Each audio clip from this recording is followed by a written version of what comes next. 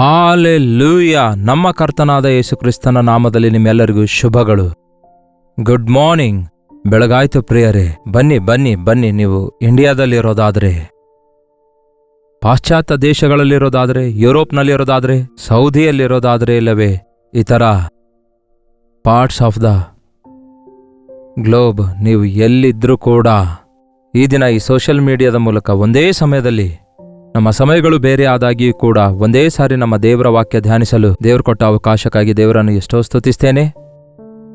ನಮ್ಮ ಕನ್ನಡಿಗರು ಪ್ರಪಂಚದಾದ್ಯಂತ ವ್ಯಾಪಿಸಿಕೊಂಡಿದ್ದಾರೆಂದು ನಮಗೆ ತಿಳಿದೇ ಅದೇ. ಹಾಗಾಗಿ ಅವರೆಲ್ಲರೂ ವಾಕ್ಯ ಕೇಳುವುದಕ್ಕಾಗಿ ಈ ಕಾರ್ಯಕ್ರಮ ನಾವು ಅನುದಿನವೂ ಎಷ್ಟೋ ಪ್ರಯಾಸಪಟ್ಟು ಪ್ರಸಾರ ಮಾಡ್ತಿದ್ದೇವೆ. ಬೇರೆ ರಾಜ್ಯಗಳಲ್ಲಿ ಕೂಡ ಕನ್ನಡಿಗರು ಇದ್ದಾರೆಂದು ಗೊತ್ತಾಗಿದೆ.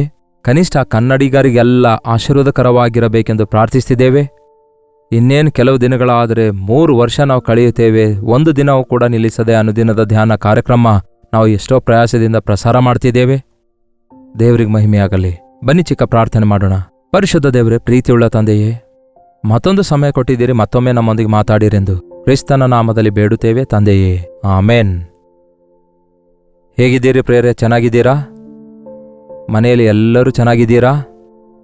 ನಿಮ್ಮ ಆರೋಗ್ಯ ಚೆನ್ನಾಗಿದೆಯಾ?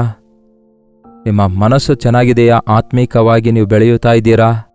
ದೇವರ ವಾಕ್ಯ ಕೇಳುತ್ತಾ ಇರುವಾಗ ಆರೋಗ್ಯಕರವಾದ ಬೋಧನೆ ನಮಗೆ ಆಧ್ಯಾತ್ಮಿಕ ಶಕ್ತಿ ಕೊಡುತ್ತದೆ ಎಂದು ಗುರುತಿಸಿರಿ. ಕ್ರಮತಪ್ಪದಂತೆ ವೈಯಕ್ತಿಕವಾಗಿ ದೇವರ ವಾಕ್ಯ ಧ್ಯಾನಿಸಿ ಪ್ರಾರ್ಥಿಸುವುದನ್ನು ಕೂಡ ಅಳವಡಿಸಿಕೊಳ್ಳಿರಿ. ನಮ್ಮ ದೇವರು ನಮ್ಮೊಂದಿಗೆ ಸಹವಾಸ ಮಾಡಲು ಆಶಿಸುವ ಆತನಾಗಿದ್ದಾರೆ. ದೇವರಿಗೂ ಮನುಷ್ಯರಿಗೂ ಮಧ್ಯವರ್ತಿ ಒಬ್ಬನೇ, ಆತನು ಬೇರೆ ಯಾರಲ್ಲ ಪ್ರಿಯರೇ, ಕರ್ತನಾದ ಯೇಸು ಆಗಿದ್ದಾರೆ. ಆತನ ನಾಮದಲ್ಲಿ ಪ್ರಾರ್ಥಿಸುವಾಗ ನಮಗೆ ಅದ್ಭುತಗಳು ಆಗುತ್ತವೆ. ಆತನ ವಾಗ್ದಾನಗಳನ್ನು ಹಿಡಿದುಕೊಂಡು ಮುಂದೆ ಸಾಗುವುದಾದರೆ ಅದ್ಭುತವಾದ ಜಯ ಜೀವಿತವನ್ನು ನಮ್ಮ ಜೀವಿತದಲ್ಲಿ ನಾವು ಕಾಣುವವರಾಗಿರ್ತೇವೆ. ಈ ದಿನ ವಾಕ್ಯ ಧ್ಯಾನಕ್ಕಾಗಿ ಯೆರೆಮೀಯನ ಪುಸ್ತಕ 15ನೇ ಅಧ್ಯಾಯ 19ನೇ ವಚನ ಓದುತ್ತೇನೆ ಕೇಳ್ರಿ. ಯೆರೆಮೀಯ 15:19ನೇ ವಚನ. ಯೆಹೋವನು ಹೀಗಂದಿದ್ದಾನೆ, ನೀನು ನನ್ನ ಕಡೆಗೆ ಹಿಂದಿರುಗಿದರೆ ನನ್ನ ಸಮ್ಮುಖದಲ್ಲಿ ನಿಲ್ಲುವಂತೆ ನಾನು ನಿನ್ನನ್ನು ತಿರುಗಿ ಸೇರಿಸಿಕೊಳ್ಳುವೆನು. ನೀನು ನನ್ನ ಕಡೆಗೆ ಹಿಂದಿರುಗುವುದಾದರೆ ನನ್ನ ಸಮ್ಮುಖದಲ್ಲಿ ನಿಲ್ಲುವಂತೆ ನಾನು ನಿನ್ನನ್ನು ತಿರುಗಿ ಸೇರಿಸಿಕೊಳ್ಳುವೆನು. ಸಾಧಾರಣವಾಗಿ ಮಾನವನು ದೇವರನ್ನು ಬಿಟ್ಟು ಓಡಿ ಹೋಗ್ತಿದ್ದಾನೆ. ದೇವರನ್ನು ಬಿಟ್ಟು ಓಡಿ ಹೋಗುತ್ತಾನೆ. ದೇವರು ಬೇಡ ಅಂದುಕೊಂಡು ಬೇರೆ ಯಾವುದಕ್ಕೋ ಪ್ರಯಾಸ ಪಡ್ತಾನೆ. ನೋಡಿ ಪ್ರಿಯರೇ, ವಾಕ್ಯ ಹೇಳುತ್ತೆ, ಮನುಷ್ಯರ ಕಣ್ಣಿಗೆ ಸರಿಬೀಳುವ ಒಂದು ಮಾರ್ಗವುಂಟು, ಅದು ಕಟ್ಟ ಕಡೆಗೆ ಮರಣದ ಮಾರ್ಗವಾಗಿದೆ. ಅವರು ಹೋಗುವ ಮಾರ್ಗದಲ್ಲಿ ಏನೋ ಸಾಧಿಸಬೇಕೆಂಬುದಾಗಿ ಮುಂದೆ ಹೋಗುತ್ತಾರೆ. ಆದರೆ ಯಾವುದೋ ಒಂದು ಸ್ಥಳದಲ್ಲಿ ಅವರು ಸಿಕ್ಕಾಕೊಂಡ ನಂತರ, ತೊಂದರೆಗಳಿಗೆ ಗುರಿಯಾದ ನಂತರ, ಭಯಾಂದೋಲನಗಳಿಗೆ ಗುರಿಯಾದ ನಂತರ ಅಲ್ಲಿ ಕೂತ್ಕೊಂಡು ಅಳುತ್ತಾರೆ. ಅಲ್ಲಿ ಕೂತ್ಕೊಂಡು ಅಳುತ್ತಾ ಆ ಅವಸ್ಥೆಯಲ್ಲಿ, ಆ ಅನಾರೋಗ್ಯದಲ್ಲಿ, ಆ ಬಾಧೆಯಲ್ಲಿ, ಆ ಚಿಕ್ಕಿನಲ್ಲಿ, ಸಮಸ್ಯೆಯಲ್ಲಿ ಅಂಥವರಿಗೆ ದೇವರು ಹೇಳುವ ಮಾತೇನೆಂದರೆ, ನೀನು ನನ್ನ ಕಡೆಗೆ ತಿರುಗು. ಪಶ್ಚಾತ್ತಾಪ ಎಂಬ ಮಾತಿಗೆ, ಇಂಗ್ಲಿಷ್ನಲ್ಲಿ ರಿಪೆಂಟ್ ಎಂಬ ಮಾತಿಗೆ ಅರ್ಥವೇನೆಂದರೆ ಟರ್ನ್ ಬ್ಯಾಕ್, ಹಿಂದಕ್ಕೆ ತಿರುಗು. ನೀನು ತಪ್ಪಾದ ಮಾರ್ಗದಿಂದ ನನ್ನ ಕಡೆಗೆ ತಿರುಗಿಕೋ. ನೀನು ನನಗೆ ಬೆನ್ನು ತೋರಿಸಿ ಹೋಗಿದೆ. ಇದುವರೆಗೂ ಲೋಕದ ಕಡೆಗೆ ಓಡಿ ಹೋಗಿದ್ದೆ. ಈಗ ಲೋಕವನ್ನು ತ್ಯಜಿಸಿ ನನ್ನ ಕಡೆಗೆ ಹಿಂದಿರುಗು. ಆಗ ನಿನ್ನನ್ನು ಸೇರಿಸಿಕೊಳ್ತೇನೆ. ನೀನು ಬಿದ್ದಿರುವ ಗುಂಡಿಯೊಳಗಿಂದ ನಿನ್ನನ್ನು ಮೇಲೆ ಕೆತ್ತುತ್ತೇನೆ. ನೀನು ಎಷ್ಟೇ ದೂರ ಹೋದಾಗಿಯೂ ನಾನು ನಿನ್ನನ್ನು ನನ್ನ ಬಳಿಗೆ ಬರಮಾಡಿಕೊಂಡು ನನ್ನ ಮುಂದೆ ನಿಲ್ಲುವಂತೆ ಮಾಡುತ್ತೇನೆ ಅನ್ನುತ್ತಾರೆ. ಹಾಲೆಲೂಯ. ಎಂತಹ ಪ್ರೀತಿಯುಳ್ಳ ದೇವರು ನೋಡಿ. ನಾನೇನು ಮಾಡ್ಲಿಕ್ಕಾಗಲ್ಲ ಅನ್ನುತ್ತೀರೇನೋ? ನಮಗೆ ಕಠಿಣವಾದ ವಿಷಯ ದೇವರು ಹೇಳ್ತಾ ಇಲ್ಲ, ಜಸ್ಟ್ ಟರ್ನ್ ಅನ್ನುತ್ತಾ ಇದ್ದಾರೆ. ನಿಮ್ಮ ಮನಸ್ಸು ಮಾರ್ಪಡಿಸಿಕೊಳ್ಳಿರಿ, ನಿಮ್ಮ ಮನಸ್ಸನ್ನು ತಿರುಗಿಸಿರಿ ಅನ್ನುತ್ತಾರೆ. ನಿಮ್ಮ ಹೃದಯ ತಿರುಗಿಸಿಕೊಳ್ಳಿರಿ, ನಿಮ್ಮ ಗುರಿ ತಿರುಗಿಸಿಕೊಳ್ಳಿರಿ ಅನ್ನುತ್ತಾರೆ. ನನ್ನ ಕಡೆಗೆ ನೋಡಿರಿ ಅನ್ನುತ್ತಾರೆ ದೇವರು. ನೀನು ನನ್ನ ಕಡೆಗೆ ಹಿಂದಿರುಗಿದರೆ ನನ್ನ ಸಮ್ಮುಖದಲ್ಲಿ ನಿಲ್ಲುವಂತೆ ನಾನು ನಿನ್ನನ್ನು ಸೇರಿಸಿಕೊಳ್ಳುವೆನು. ನಂತರದ ಮಾತು ನೋಡಿದ್ರೆ ಇನ್ನೂ ಅದ್ಭುತವಾಗಿದೆ. ನೀನು ತುಚ್ಛವಾದದ್ದನ್ನು ನಿರಾಕರಿಸಿ ಅಮೂಲ್ಯವಾದದ್ದನ್ನು ಪ್ರಕಾಶಪಡಿಸಿದರೆ ನೀನು ನನ್ನ ಬಾಯಂತಿರುವಿ. ನೀನು ತುಚ್ಛವಾದದ್ದನ್ನು ನಿರಾಕರಿಸಿ ಅಮೂಲ್ಯವಾದದ್ದನ್ನು ಪ್ರಕಾಶಪಡಿಸುವುದಾದರೆ. ನಾವು ದೇವರನ್ನು ಬಿಟ್ಟು ದೂರ ಮನೆಗೆ ಹೊರಟು ಹೋಗ್ತಿದ್ದೇವೆ ಪ್ರಿಯರೇ. ಮೇಲುಕರವಾದವುಗಳಿಗಾಗಿ ಪ್ರಯಾಸ ಪಡ್ತಿದ್ದೇವೆ ಅಂದುಕೊಳ್ತಾ ಮೋಸ ಹೋಗ್ತಿದ್ದೇವೆ. ತುಚ್ಛವಾದದ್ದನ್ನು ನಿರಾಕರಿಸಿ ಅಮೂಲ್ಯವಾದದ್ದನ್ನು ಪ್ರಕಾಶಪಡಿಸುವುದಾದರೆ ನಿಷ್ಪ್ರಯೋಜನ ಯಾವುದು, ಪ್ರಯೋಜನ ಯಾವುದು, ಮೇಲೆ ಯಾವುದು, ಕೇಡ್ಯಾವುದೆಂದು ತಿಳಿದುಕೊಳ್ಳುವಂತಹ ವಿವೇಚನೆ ನಮಗೆ ಒಂದು ವೇಳೆ ಇಲ್ಲದಿರುವುದಾದರೆ ನಾವು ದೇವರ ಬಳಿಯಿಂದ ಹೊರಟು ಹೋಗುವವರಾಗಿರ್ತೇವೆ. ದಾರಿ ತಪ್ಪಿ ಹೋದ ಮಗನು ಮೊದಲು ತಂದೆಯ ಮನೆಯಲ್ಲಿ ಕ್ಷೇಮಕರವಾಗಿಯೇ ಇದ್ದ. ಆದರೆ ಅವನು ಅಂದುಕೊಳ್ತಾನೆ ತಾನು ಸ್ವೇಚ್ಛೆಯಾಗಿರಬಹುದೆಂದು. ಯಾರ ಅಧಿಕಾರದ ಕೆಳಗಿರಲಾರದಂತೆ ನನ್ನಷ್ಟಕ್ಕೆ ನಾನೇ ಬದುಕಬಹುದು, ಅದು ನನಗೆ ಚೆನ್ನಾಗಿರುತ್ತೆ ಅಂದುಕೊಂಡು ಮನೆ ಬಿಟ್ಟು ಹೊರಟೋದ, ತಂದೆಯನ್ನು ಬಿಟ್ಟು ಹೋದ. ತನ್ನ ಜೀವಿತ ಕೊನೆಗೆ ನೀಚಕರವಾದ ಸ್ಥಿತಿಗೆ ಬೀಳಿಸಿಕೊಂಡ. ಅದನ್ನು ತಿಳ್ಕೊಳ್ಳುವಷ್ಟರೊಳಗೆ ಅವನು ಸಮಸ್ತವನ್ನು ಕಳೆದುಕೊಂಡ. ಆದಾಗ್ಯೂ ತಿರುಗಿದ. ನಾನು ತಿರುಗಿ ತಂದೆ ಬಳಿಗೆ ಹೋಗ್ತೇನೆ ಅಂದುಕೊಂಡ. ತಿರುಗಿ ಬಂದಾಗ ಅವನಿಗೆ ಅರ್ಥವಾಯಿತು ತಂದೆಯ ಪ್ರೀತಿ ಎಷ್ಟು ಶ್ರೇಷ್ಠವಾದದೆಂದು, ಲೋಕದ ಪ್ರೀತಿ ಎಷ್ಟು ಕೆಟ್ಟದಾದದೆಂದು. ತಂದೆಯ ಸನ್ನಿಧಿಯಲ್ಲಿ ಎಷ್ಟು ದೊಡ್ಡ ಸಂತೋಷವಿದೆಯೆಂದು, ಲೋಕಸ್ಥರ ಬಳಿಯಲ್ಲಿ ಇರುವಂತಹ ಆ ಒಂದು ತಾತ್ಕಾಲಿಕವಾದ ಉದ್ರೇಕ ಸಂತೋಷವಲ್ಲವೆಂದು ಗೊತ್ತಾಗುತ್ತೆ. ತಂದೆ ಎಷ್ಟು ತ್ಯಾಗಮೂರ್ತಿ, ಲೋಕ ಎಷ್ಟು ಸ್ವಾರ್ಥತೆ ಎಂದು ಗೊತ್ತಾಗುತ್ತೆ. ದೇವರು ಕೊಡುವ ಆನಂದ ಎಷ್ಟು ಉನ್ನತವಾಗಿದೆ, ಹಾಗೆಯೇ ನೀಚ ಕಾರ್ಯದಿಂದ ಹೊಂದುವ ಆನಂದ ಎಷ್ಟು ತಾತ್ಕಾಲಿಕವಾಗಿರುತ್ತೆ ಎಂದು ಬಿದ್ದು ಎದ್ದವನಿಗೆ ಬಹಳ ಚೆನ್ನಾಗಿ ಅರ್ಥ ಆಗುತ್ತೆ. ಅದಕ್ಕಾಗಿ ಅವನು ತಿರುಗಿ ಬಂದಾಗ ಮತ್ತೆ ಹೋಗಯ್ಯ ಅಂದ್ರೆ ತಿರುಗಿ ಹೋಗೋದಿಲ್ಲ. ಒಂದು ಸಾರಿ ಇಹಲೋಕದ ಹೀನ ಸ್ಥಿತಿಯಲ್ಲಿ ಬಿದ್ದೋದಾಗ ಅದರಲ್ಲಿ ಏನೋ ಇದೆ ಎಂದು ಪರಿಶೀಲಿಸಿ ಜೀವಿತವೆಲ್ಲ ಕಳೆದುಕೊಳ್ಳುವುದನ್ನ ಬಿಟ್ರೆ ಬೇರೆ ಏನಿಲ್ಲ ಎಂದು ಅವನಿಗೆ ಅರ್ಥ ಆಗುತ್ತೆ. ನನ್ನ ದೇವರೊಂದಿಗಿರುವುದೇ ಅಮೂಲ್ಯವಾಗಿದೆ. ಈ ಲೋಕವಾಗಲಿ ಲೌಕಿಕ ಕಾರ್ಯಗಳಾಗಲಿ ನೀಚವಾಗಿವೆ. ನಾವು ಕರ್ತನ ಸನ್ನಿಧಿಯಲ್ಲಿ ನಿಲ್ಲಬೇಕು ಪ್ರೇರೆ. ಅಂದರೆ ನಾನು ಬಿದ್ದೋಗ್ತೇನೆ, ಮತ್ತೆ ಎದ್ದೇಳ್ತೇನೆ, ಹೋಗಿ ಲೋಕ ರುಚಿ ನೋಡಿ ಮಾರ್ಪಡ್ತೇನೆ ಅನ್ನುತ್ತಾರೆ ಕೆಲವರು. ಅಗತ್ಯವಿಲ್ಲ ಪ್ರೇರೆ. ನಮ್ಮ ಬದುಕು ಇಂಜುಲಾದ ನಂತರ, ನಮ್ಮ ಸಮಯ ವ್ಯರ್ಥವಾದ ನಂತರ ಆಗ ಬಂದು ಪಶ್ಚಾತ್ತಾಪ ಪಡುವ ಅಗತ್ಯವಿಲ್ಲ. ನಿಮ್ಮ ಬಾಲ್ಯ ದಿನಗಳಲ್ಲಿಯೇ, ನಿಮ್ಮ ಕ್ಷೇಮಕರವಾದ ದಿನಗಳಲ್ಲಿಯೇ ನೀವು ದೇವರ ಮಾತು ಕೇಳುವುದಾದರೆ ನೀವು ದೈವ ಜ್ಞಾನವನ್ನು ಹೊಂದುವವರಾಗುತ್ತೀರಿ. ಆಗ ಯಾವುದು ನೀಚವಾದದ್ದು ಯಾವುದು ಘನವಾದದೆಂದು ಗುರುತಿಸುವವರಾಗಿರ್ತೀರಿ. ಈ ದಿನ ಸಹಜವಾಗಿ ಮನುಷ್ಯರು ಮರೆತು ಹೋಗ್ತಿದ್ದಾರೆ, ಅವರಿಗೆ ಗೊತ್ತಾಗ್ತಿಲ್ಲ. ಮೋಸ ಹೋಗಿದ್ದೇವೆ ಅನ್ನುತ್ತಾರೆ, ಏನೋ ಬರ್ತದೆ ಅಂತ ನಷ್ಟಕ್ಕೊಳಗಾದೆವು. ಈ ದಿನ ಬಹಳಷ್ಟು ಜನ ಕಂಪ್ಯೂಟರ್ ಬೆಟ್ಟಿಂಗ್ಸ್ ಸ್ಟಾರ್ಟ್ ಮಾಡಿ ಲಕ್ಷಗಟ್ಟಲೆ ದುಡ್ಡು ಕಳ್ಕೊಂಡಿದ್ದಾರೆ. ಎಷ್ಟೋ ಜನ ಲಬೋ ದಿಬೋ ಅಂತ ದುಃಖಪಡಿ ಸಾಲಕ್ಕೆ ಗುರಿಯಾಗಿ ವೇದನೆಗೊಳಗಾಗಿ ಅನೇಕರು ಆತ್ಮಹತ್ಯೆ ಮಾಡಿಕೊಳ್ಳಬೇಕೆಂದು ಪ್ರಯತ್ನಿಸ್ತಾರೆ. ಅದರಲ್ಲಿ ಏನೋ ಲಾಭ ಸಂಪಾದಿಸಬೇಕಂದ್ಕೊಳ್ತಾರೆ, ಅದರಲ್ಲಿ ಏನೋ ಇದೆ. ಪ್ರತಿ ಪಾಪ ಪ್ರಿಯರೇ ನೋಡುವುದಕ್ಕಾಗಿ ಆಕರ್ಷಣೆಯುಳ್ಳದಾಗಿರುತ್ತೆ. ಅದೇನೋ ಒಂಥರ ಉದ್ರೇಕ ಉಂಟು ಮಾಡುತ್ತೆ, ಒಂಥರ ಮತ್ತು ಕೊಡುತ್ತೆ, ಸಂತೋಷ ಕೊಡುತ್ತೆ ಎಂದು ಅಂದುಕೊಳ್ತಾರೆ. ಅದರ ಅಂತ್ಯ ಬಹಳ ಕಹಿ, ವಿಷ, ಬಾಧೆ ಎಂದು ತಿಳಿದುಕೊಳ್ಳಲಿಕ್ಕಾಗ್ತಿಲ್ಲ. ದೇವರ ವಾಕ್ಯ ಓದುವವರಿಗೆ ಯಾವುದು ದೇವರದು, ಯಾವುದು ಸೈತಾನನದು, ಯಾವುದು ಮೇಲು, ಯಾವುದು ಕೇಡು, ಯಾವುದು ಕತ್ತಲೆ, ಯಾವುದು ಬೆಳಕು ಎಂದು ತಿಳಿದುಕೊಳ್ಳುತ್ತಾರೆ. ಅದಕ್ಕೆ ವಾಕ್ಯದ ಬೆಳಕುಂಟಾದಾಗ ದೇವರ ವಾಕ್ಯ ಬೆಳಗಿಸುತ್ತದೆ ಎಂದು ಗೊತ್ತಲ್ಲವೋ? ದೇವರ ವಾಕ್ಯ ಹೇಳುತ್ತೆ, ದೇವರೇ ನಿನ್ನ ವಾಕ್ಯ ಬೆಳಕಿನಂತೆ ಪ್ರಕಾಶಿಸುತ್ತದೆ. ಆಗ ಮೇಲು ಕೇಡು ಯಾವುದೆಂದು ಗೊತ್ತಾಗುತ್ತೆ.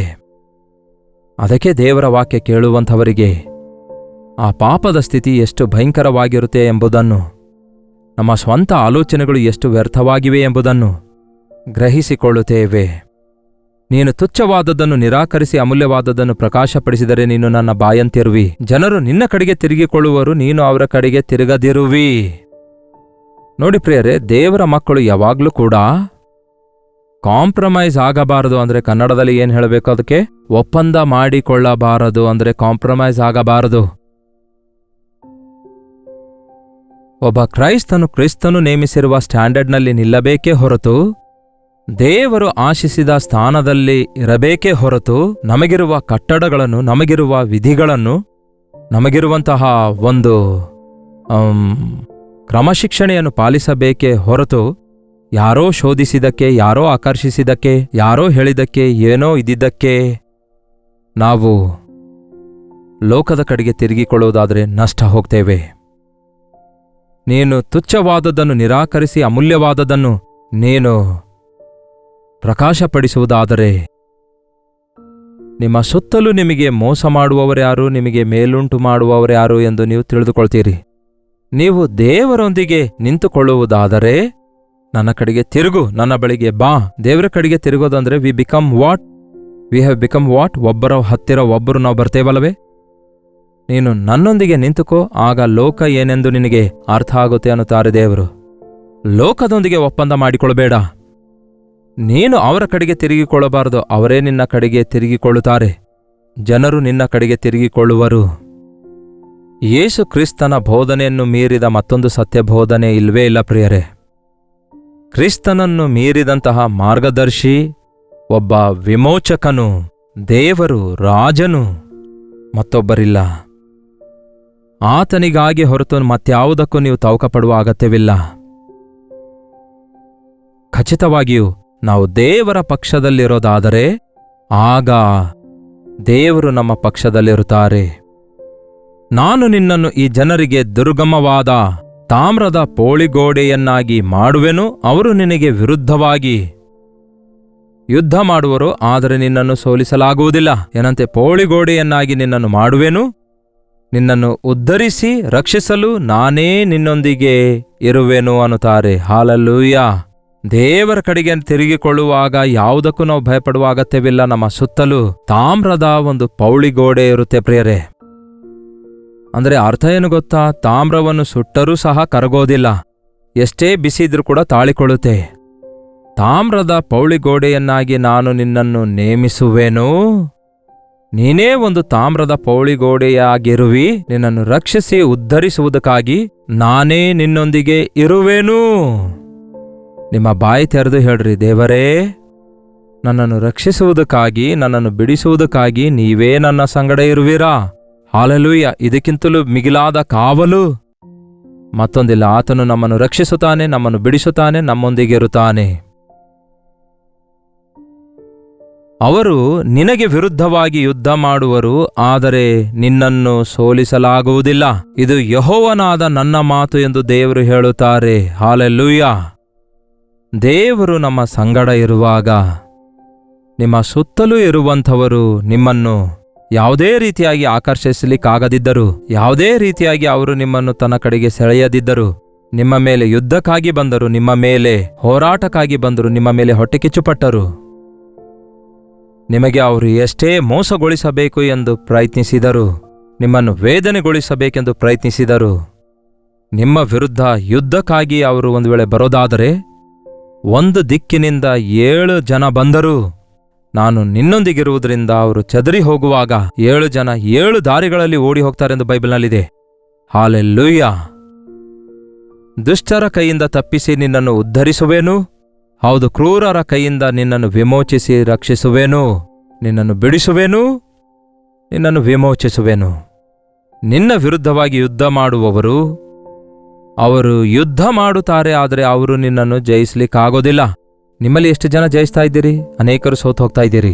ಯಾಕೆ ಸೋತು ಹೋಗ್ತಾ ಇದ್ದೀರಿ? ಲೋಕದೊಂದಿಗೆ ಒಪ್ಪಂದ ಮಾಡಿಕೊಂಡಿದ್ದಕ್ಕೆ ಸೋತೋಗ್ತೀರಿ. ಆದರೆ ದೇವರಿಗಾಗಿ ನಿಂತುಕೊಂಡಾಗ ದೇವರು ನಮ್ಮ ಪಕ್ಷದಲ್ಲಿರೋದರಿಂದ ನಾವು ಜಯಿಸ್ತೇವೆ. ಆತನು ನಮ್ಮನ್ನು ರಕ್ಷಿಸುತ್ತಾನೆ, ಬಿಡಿಸುತ್ತಾನೆ, ಜಯ ಕೊಡುತ್ತಾನೆ, ವಿಮೋಚಿಸುತ್ತಾನೆ. ನಮ್ಮ ಕರ್ತನು ಯೇಸು ನಮಗಾಗಿ ಶಿಲುಬೆಯಲ್ಲಿ ಯಜ್ಞವಾಗಿ ಸಕಲ ವಿಧವಾದ ದುಷ್ಟ ಶಕ್ತಿಗಳನ್ನು, ದುರಾತ್ಮ ಶಕ್ತಿಗಳನ್ನು, ಪ್ರತಿ ವಿಧವಾದ ಕೇಡನ್ನು ಜಯಿಸಿ ಪ್ರತಿ ವಿಧವಾದ ಶಾಪವನ್ನು ಅಳಿಸಿ ಹಾಕಿ ನಮ್ಮನ್ನು ರಕ್ಷಿಸಿದ ಯೇಸು ನಾಮದಲ್ಲಿ ಜಯವಿದೆ. ಆತನನ್ನು ಹೊಂದಿಕೊಳ್ಳೋಣ.